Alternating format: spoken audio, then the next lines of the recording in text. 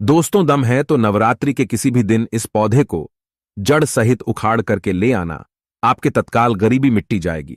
नवरात्र के पूरे समय को चैतन्यावस्था कहा जाता है। नवरात्रि के पूरे समय को जागृत अवस्था कहा जाता है।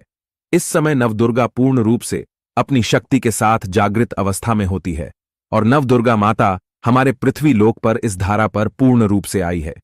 इसीलिए मां दुर्गा के आने के कारण 9 दिनों तक हर प्रकार के पेड़ पौधे, जीव जंतुम जागृत अवस्था होने के कारण, अर्थात माता के आने के कारण यह सब जागृत अवस्था में हो जाते हैं, चैतन्य हो जाते हैं। और ये अपना प्रभाव जितने भी पेड़ पौधे, जड़ी बूटियों, ये तत्काल दिखाई हैं।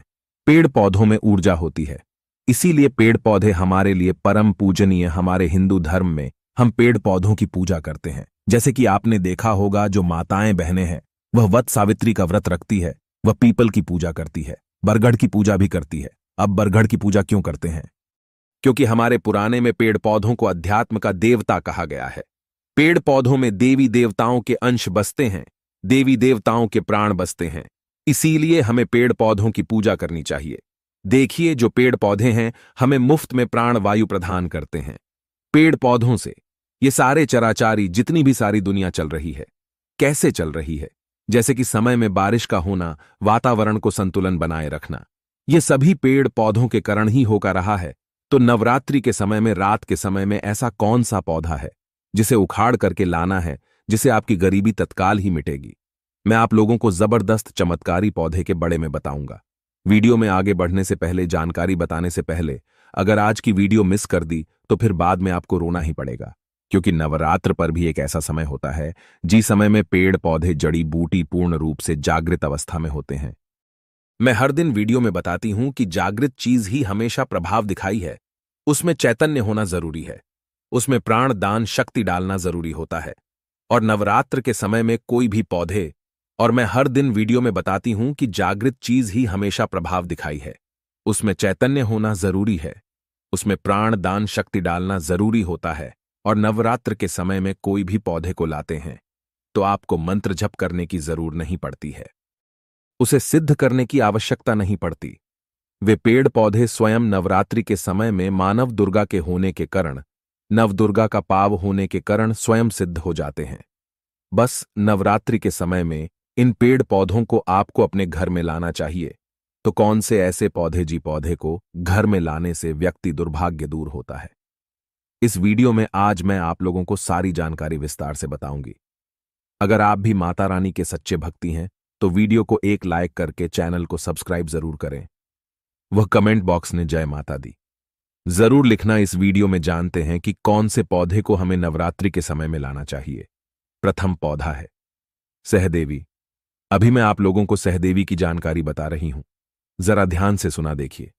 सहदेवी जो है, अगर आपको किसी भी प्रकार की, जैसे कि दैहिक और शारीरिक किसी भी प्रकार का यदि कष्ट है, आप चाहते हैं इसे तत्काल दूर करना, तो रामबाण से भी अमुक यह तीव्र युग से काम करता है।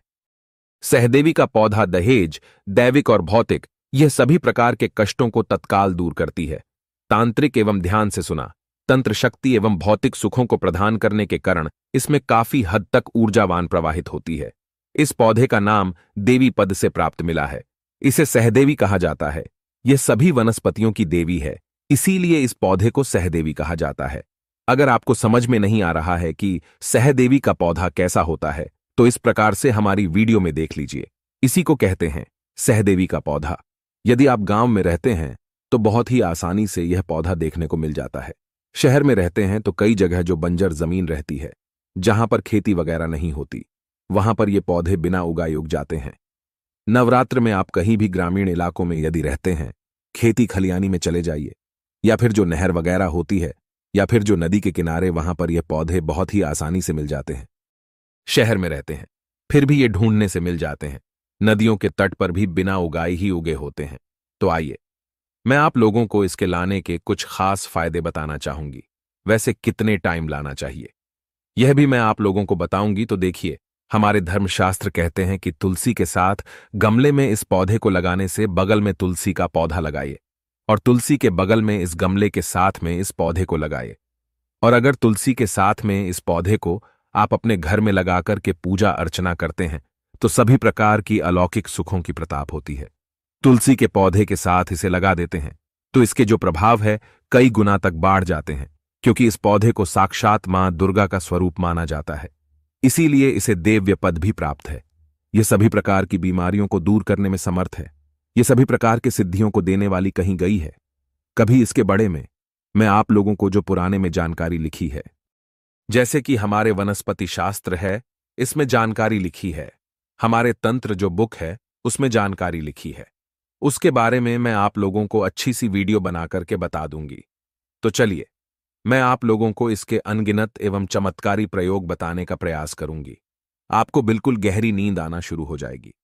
अनिद्रा की बीमारी को दूर करने का यह रामबाण पौधा है। इसे हाथ में रख कर के कोई भी मंत्र जपते हैं तो जल्दी सिद्धि की प्रताप होती है। यहां तक कि भूत भविष्य वर्तमान तक सिद्धि आप इसे प्राप्त कर सकते हैं, वह भी मंत्रों के मध्य से। इसकी जग हथिलक लगाने से यह हमारे शरीर में सम्मोहन शक्ति को बढ़ता है। यदि आप किसी का वशीकरण करना चाहते हैं, यदि आप कोई बड़े पद में है, आप चाहते हैं कि सब लोग आपको देख कर के मोहित हो जाए, या फिर आप प्रवचन करते हैं, आप चाहते हैं कि आपकी बात हर कोई सुन, तो उसका तिलक लगा करके आप जो है सभा में जाइए। सभी लोग आपकी तरफ मोहित हो जाएंगे और आप ही को देखेंगे, आपकी बात को मानेंगे, यानी कि आपके बंधन में बन जाएंगे। हमारे धर्मशास्त्र कहते हैं। कौन से धर्मशास्त्र कहते हैं? जैसे कि वनस्पति शास्त्र, इसमें लिखा है कमर में बांध करके यदि इसे कमर में बंध लिए जाए, लाल कलर के कपड़े में लपेट लिया जाए और संबंध बनाया जाए, तो ये विजय का स्तंभ बैंड करता है। तिजोरी में इसको रखना से धन की बढ़ोतरी होती है। कैसा भी कंगाल घर हो, यदि तिजोरी में इसकी जड़ को रखा जाए तो धन दौलत से परिपूर्ण हो जाती है। और आप सभी दर्शकों को बताना चाहूंगा कि इस पौधे को घर में लगाने से तंत्र मंत्र शक्तियां मिलती हैं। वर्ष की जड़ मुख में रखना से अदृश्य शक्ति दिखाई देती है। आप में से अधिकतर लोग बोलते हैं ना कि गुरुजी, हमें अदृश्य शक्ति देखना है। हमें अदृश्य शक्ति किस प्रकार से दिखाई देगी? अदृश्य शक्ति जैसे कि अलौकिक शक्ति में देवी देवता भूत प्रेत प्रसाद निशाचर देने लगती है। तो अगर आप अलौकिक शक्ति के दर्शन करना चाहते हैं, जैसे कि है देवी देवता है, गांव में रहते हैं तो ग्रामीण के देवी देवता है, शहर में रहते हैं तो वहां पर उपस्थित जो भी भैरव है, देवी देवताएं, तो उनके दर्शन प्राप्त करना चाहते हैं, तो इसकी जड़ को मुख में रखना से अदृश्य शक्ति दिखाई देने लगती है। और मैं एक मंत्र बताऊंगा, उसे मंत्र को कल की वीडियो में बताएंगे। उसे मंत्र से एक मंत्र आपको जप करना होगा। इसकी जड़ को मुख में रखना होता है तो अदृश्य शक्ति प्रकट होती है, और जो भी आप बोलेंगे वह अदृश्य शक्ति आपको सामग्री ला करके देती है। दोस्तों, इसकी जो जड़ है, इसकी जो पौधे है, रात 12 बजे के बाद में नवरात्रि के किसी भी टाइम में आप ला सकते हैं, क्योंकि नवरात्रि के टाइम में सबसे ज्यादा महत्वपूर्ण दिन होता है। दोस्तों, इसके साथ ही आपको बताना चाहूंगा, 12 बजे के बाद यदि लाते हैं तो नव दुर्गा की जो संपूर्ण शक्ति है रात्रि के समय में जागृत अवस्था में पूर्ण रूप से होती है। तो 12 बजे के बाद नवरात्रि के किसी भी दिन में इस पौधे को जड़ सहित आपको उखाड़ करके ले आना है, और ला करके आपको अपने घर में इसे गमले में लगा देना है। बिल्कुल ही आपको नंगे पर जाना है। किसी भी प्रकार के आपको जो है खड़ाऊ वगैरह है, या फिर चप्पल वगैरह है, या फिर जूते वगैरह है, ये पहन करके नहीं जाना है। अब बात करते हैं दूसरे पौधे के बड़े में। ध्यान से सुना, जो दूसरा पौधा है इसे विष्णु कांटा के नाम से जाना जाता है। कई लोग इसे अपराजिता भी बोलते हैं।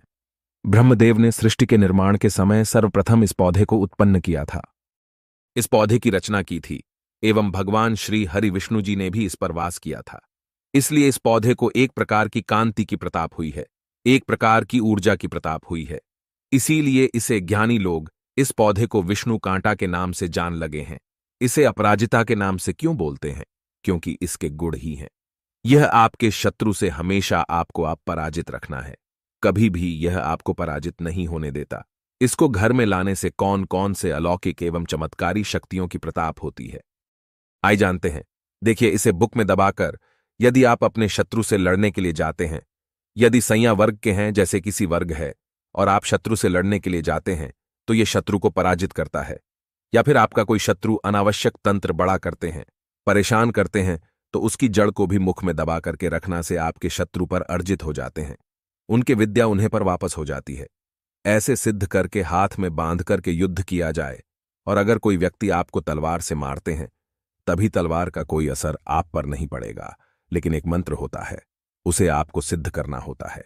यह पौधा लक्ष्मी जी को प्रिया होने के कारण यदि आप यह पौधा नवरात्रि के समय में घर में लगा करके रखते हैं तो सुख संपत्ति एवं नए नए प्रकार के भोग की प्रताप होती है। प्रेम पौधों को आप साधारण मत समझना। ये जो पौधा है विष्णुकांटा, जिसे हम अपराजिता बोलते, ये साक्षात मां लक्ष्मी का स्वरूप माना गया है। इसमें स्वयं लक्ष्मी जी वसती है। नवरात्रि में इस पौधे को घर में लगाने से जैसे जैसे इस पौधे में वृद्धि होती है, जैसे जैसे इस पौधे का आकार बढ़ता है, जैसे जैसे इस पौधे में फूल फल आते हैं, वैसे वैसे व्यक्ति के घर में धन धान की प्रताप होती है। व्यक्ति के घर में धन दौलत की बढ़ोतरी होती है। इस पौधे के पुष्प को नवरात्रि के पंचमी दिन ध्यान से सुनिएगा।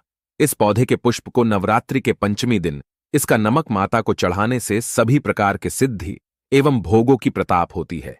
यदि आप चाहते हैं कि आपको सभी प्रकार के भोगों की प्रताप हो जाए, सभी प्रकार की सीढ़ियां की प्रताप हो जाए, तो नवरात्रि के पंचमी दिन इस पौधे के सफेद कलर के पुष्प को माता स्कंद को चढ़ा देना। हम 101% गारंटी आपको देते हैं कि इसके पुष्प चढ़ाने के बाद में माता आपसे प्रश्न हो जाएगी और आपको सभी प्रकार के अलौकिक सुख प्रदान करेंगे। सभी प्रकार के आपके मनोरथ को पूर्ण करें। सभी प्रकार की जो कामनाएं हैं उसे कामना को सिद्ध करेगी। यह पौधा नवरात्र में सूर्य उदय से पहले लाना होता है। इस पौधे को नवरात्र के समय सूर्य उदय से पहले लाने का विधान है। तो दोस्तों, दोनों पौधे लाने से पहले हमने आज की इस वीडियो में 2 पौधे बताए हैं, चमत्कारी पौधे। अब ये पौधे दोनों नवरात्र के समय में आप किसी भी दिन ला सकते हैं। तो ये दूर में पौधे लाने से पहले उन्हें अक्षत डब दिखा करके आपको इसे अपने साथ चलने की प्रार्थना करनी है। इन्हें निमंत्रण देने की कोई जरूर नहीं है। नवरात्रि के समय में आप किसी भी टाइम में ला सकते हैं। बस आपको निमंत्रण इस प्रकार से देना है। आपको धूप रख लेना है, अक्षत रख लेना है और आपको प्रार्थना करना है कि है औषधि महाराज, मैं आपको इस कार्य हेतु ले जान आया हूं, या फिर आप है देवी माता, मैं आपको इस कार्य के लिए लेने आया हूं। इस प्रकार से आपको प्रार्थना बोलनी है तो गरीबी बोल सकते हैं। आप चाहते हैं कि आपके घर में सुन संपत्ति धन सब की प्रताप हो, तो इस पौधे को बोल सकते हैं कि है वृक्ष, या फिर है औषधि महाराज, या फिर है माता, मैं आपको अपने घर में सुख होगी प्रताप हेतु ले जान आया हूं। कृपया पूर्ण शक्ति के साथ आप मेरे साथ में चले। इस प्रकार से प्रार्थना करते हुए आपको अक्षत चढ़ा देना है और वहां पर थोड़ी सी धूप दीप दिखा देना है। वहां पर एक दीपक जल देना है और प्रार्थना करते हुए जड़ सहित इस पौधे को उखाड़ करके ले आएं और ला करके आपको दूसरे दिन अपने घर में गमले में इसे लगा देना है। आप यकीन मैन, यह पौधे जब तक आपके घर में लगे रहेंगे, आपके घर के वातावरण को शुद्ध रखेंगे। आपके घर में किसी भी प्रकार की तंत्र बड़ा नहीं लगेगी। वह आपके घर में कुलक्ष्मी कभी नहीं आएंगे।